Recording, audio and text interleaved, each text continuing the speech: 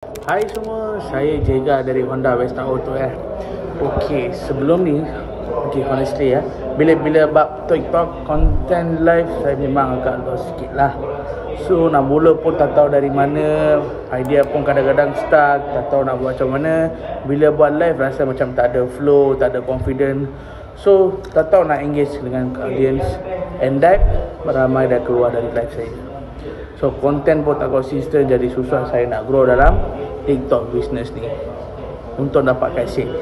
Tapi lepas saya join training TikTok content and live strategy by Coach Kayo and P10X Academy, banyak benda saya belajar dari 2 hari ini. Okay, Coach Kayo ajar dengan cara simple tapi very powerful. Macam nak susun content strategi dengan betul, cara nak hook isi dengan CTA yang padu supaya orang stay, dan teknik live yang boleh tarik perhatian audience sampai habis.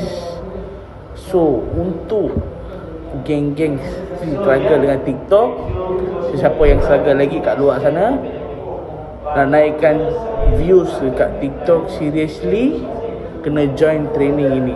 Coach Kayo bukan biasa-biasa, dia ajar based on real experience. Bukan cakap kosong bukan cakap kosong.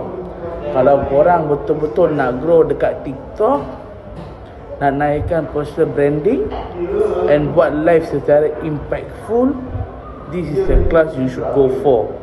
Memang padu, cun terbaik. Trust me, memang worth every second you pay for. Ciao.